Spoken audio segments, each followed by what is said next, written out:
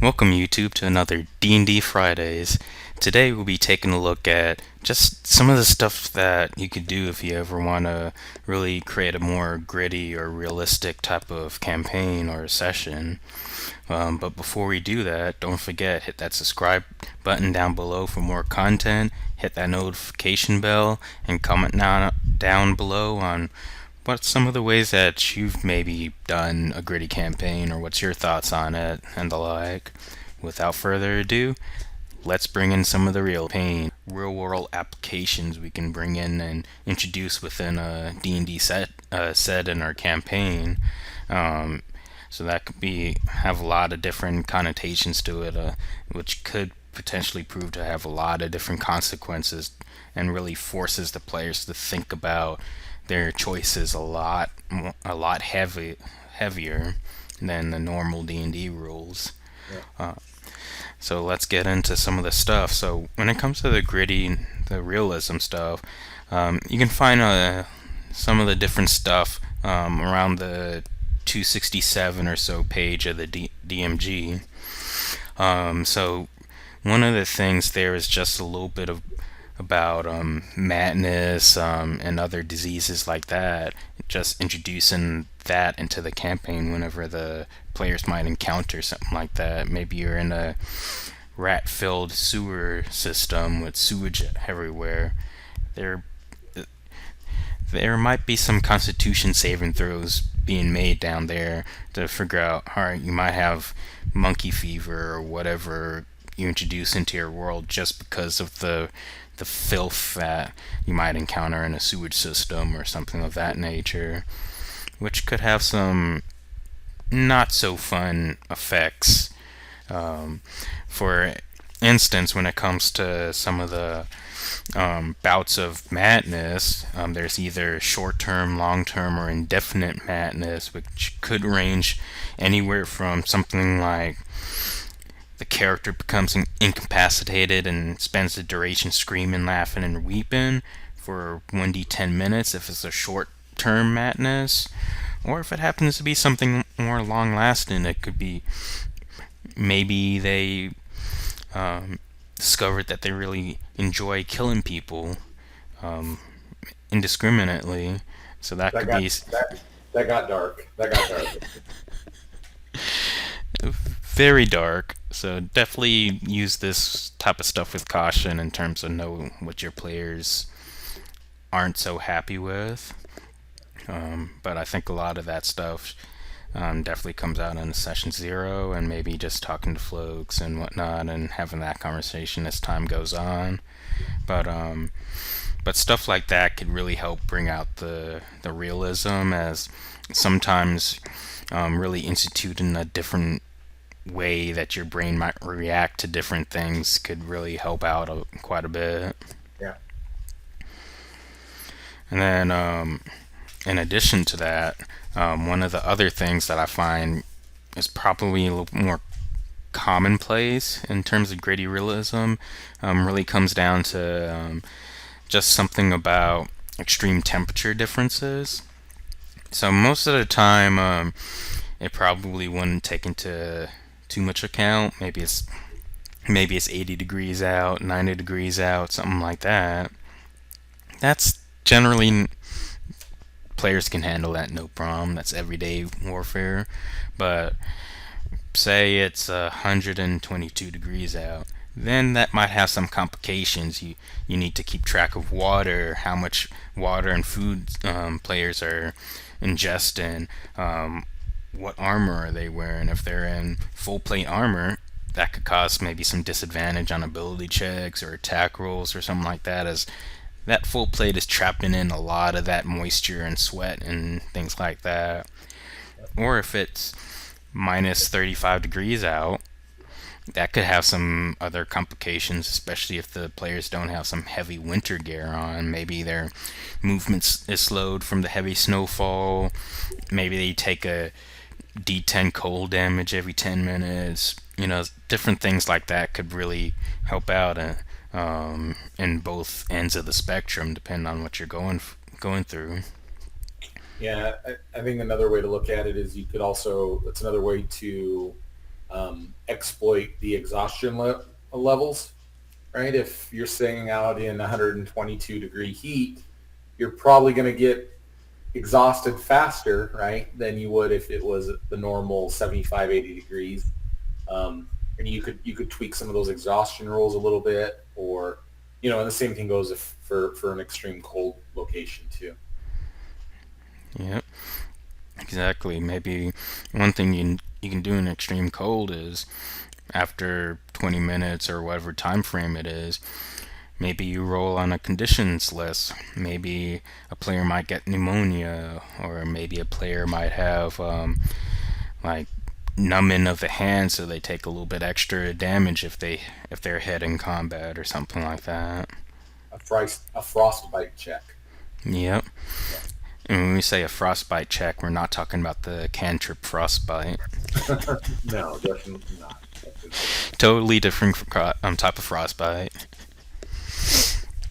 So that really helps out a lot with that type of stuff, and kind of like as a second part of the extreme temperature is just really keeping track of what the players are actually doing, more specifically in terms of food, water, um, paying for meals, paying for lodging, that type of stuff, which happens a lot in the real world. Can't really get by if you're not paying for your house, can you? Yeah, that no, I think that's a subtle, semi non-intrusive way to introduce some reality and uh, grittiness into your campaign, is to you know make the players think a little bit about how their characters are surviving day to day, right? And make them, you know, it sounds a little mundane, but maybe make them go to the grocery store or pay rent. Um, it it's not totally up in your face, and it's not something that's going to necessarily kill the party outright. Which again, Hmm. that's another way to introduce grittiness, right? But it's one of those subtle types of things that could be used. Yeah, exactly. And and that'll definitely and I feel like that'll definitely help inspire the players, especially early game when you don't have that much money to think about. Hey, since we have to buy all this stuff, we need to think about how can we make money, because finding treasure in a dungeon or something like that isn't going to happen on a day-to-day basis. How can I make money? Can I like use my proficiency in like wood carver's tools to make some furniture to sell, or brewer's tools to make some alcohol to sell to the nearby dwarven clan, or whatever it may be. Exactly. So It's now a you're great. really killing two birds with one stone type of thing, introducing that realism and making sure that the players have to think about their day-to-day activities. Yep. Totally. And and also kind of like a very close cousin to that is also tracking wear and tear on the players' items, so their armor, their clothing, weapons, shoes, whatever it may be. It's like after walking 1,500 miles, your shoes are going to be in a state of disrepair.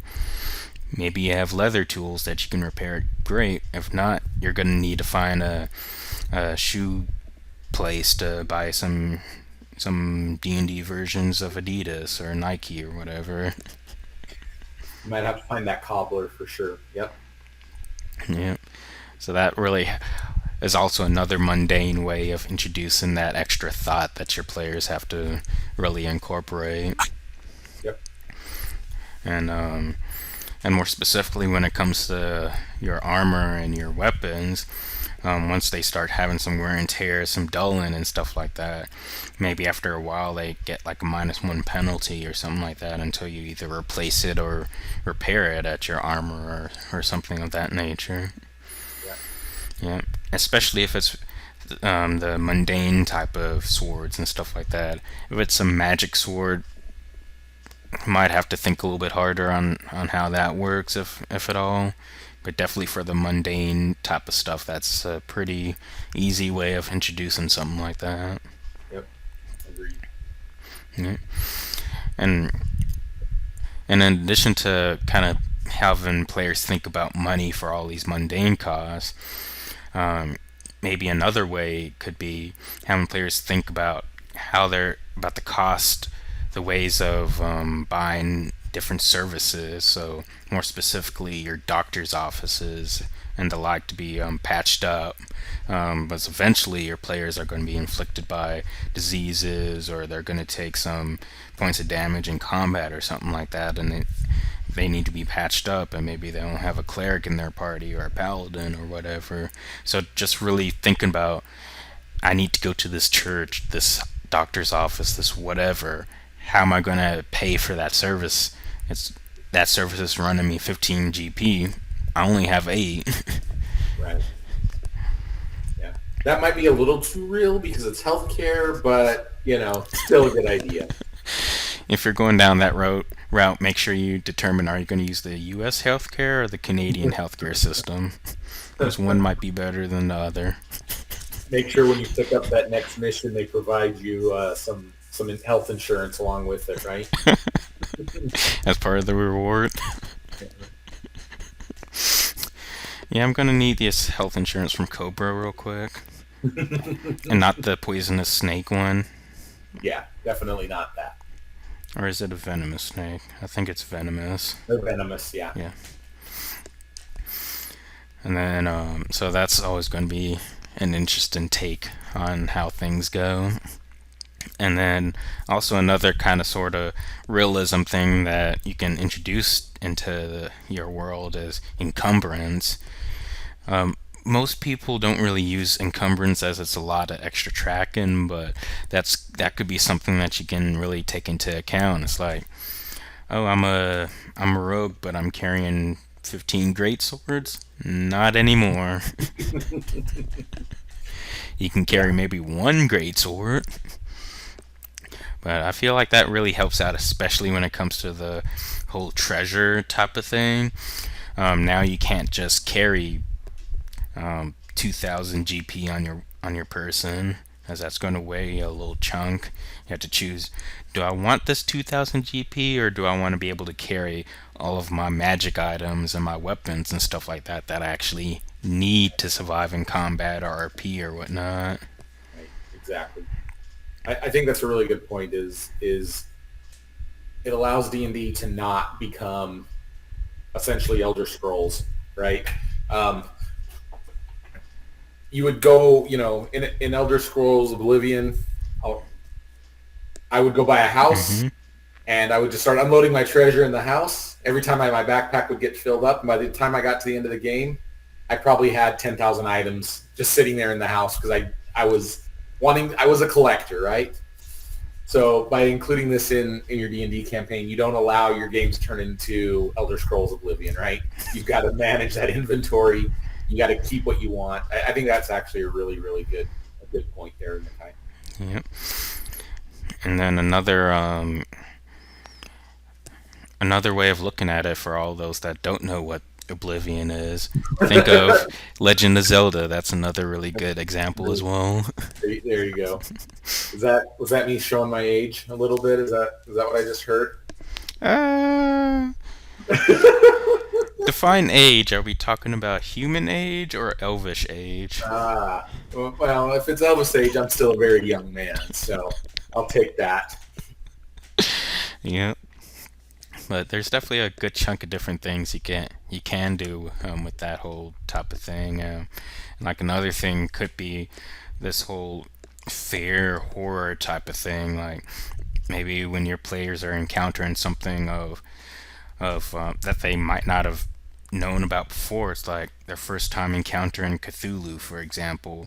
That's probably going to be a bit scary to see this huge tentacle face monster coming out from deep space. So maybe you could say, alright, when you first lay your eyes on Cthulhu, make that wisdom save against fear for a minute, or some sort of homebrew horror system or something like that, or you're in Barovia and this stuff is happening, type of thing.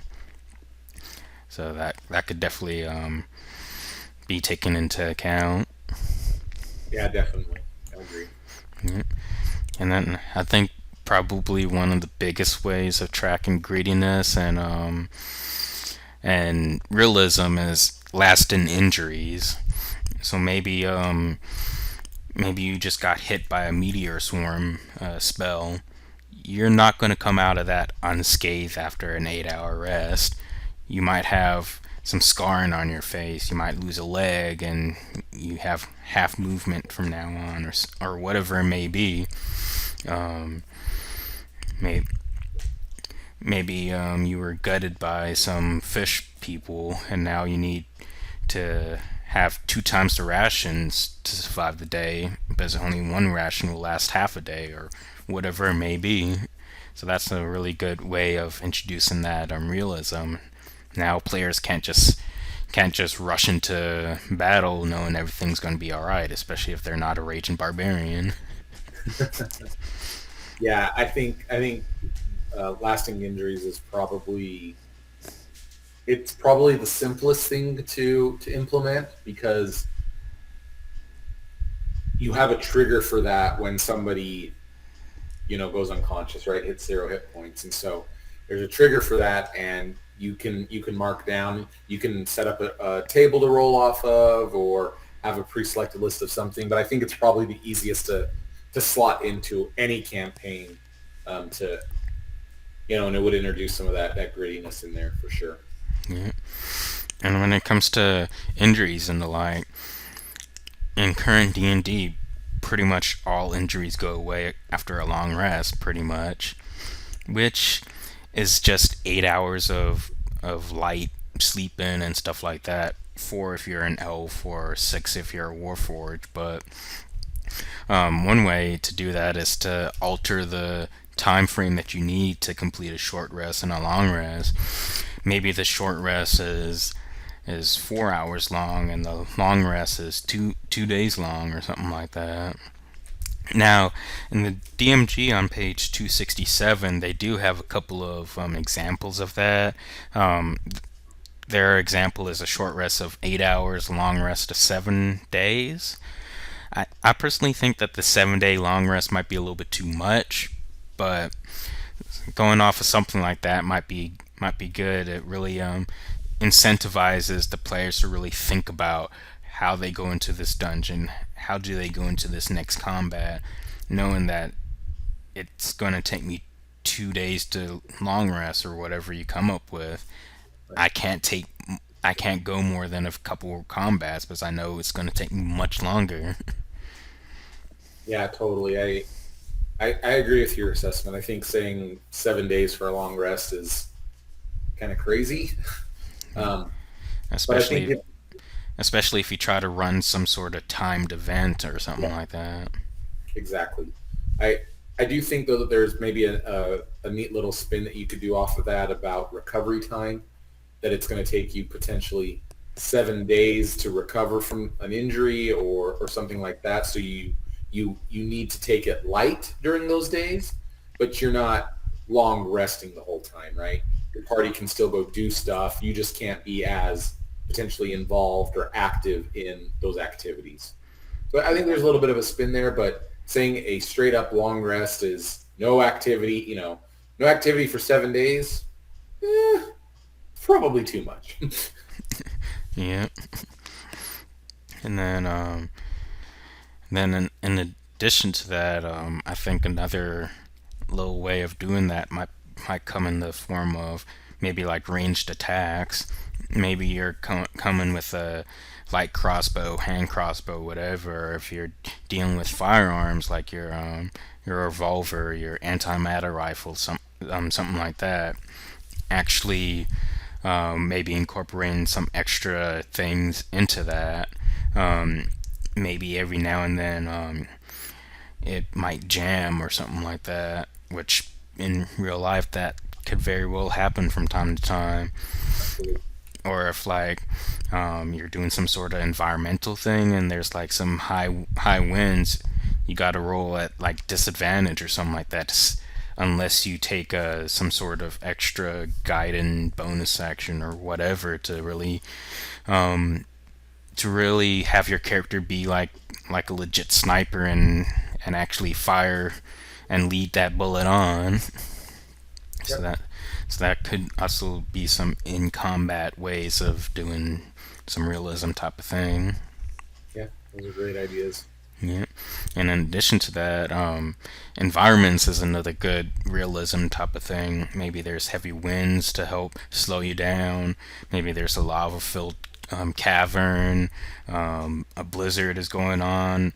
A thunderstorm, whatever it may be. And depending on what the environment is, that could pose some significant advantages or disadvantages to the party, depending on what's going on. It's like a freak hurricane is in the area now. It's like, we need to find some shelter right now, type of Right. thing. Or it's like with tornadoes coming, it's like, we need to get underground now, or else we're taking a lot of damage if that thing hits us. Yeah. And you just roll like a quick d6 to see if it's a to see what type of EF tornado it is. Yeah. No, I think being able to accurately depict weather events within the campaign is, again, probably a simple way to inject a little bit of realism and grittiness into the campaign. I think that's a really good another really good example there. Yeah. And with the whole weather events and stuff, I actually think that would be pretty cool, and it would give some of the spells like Druidcraft and Control Weather a lot more fun applications and usages. Because I personally love Druids, but you don't really see that weather stuff in play a whole lot. That is very true. Mm. And just the whole part of Druidcraft where you can predict the weather for the next, was it 24 hours, I think it is. I feel like that would be very useful in a realism type of campaign. It's like, we're about to go up in the tundra. Let's see if there's going to be a blizzard tomorrow or not. Exactly. Exactly. So overall, I think there's a lot of neat stuff that you can do.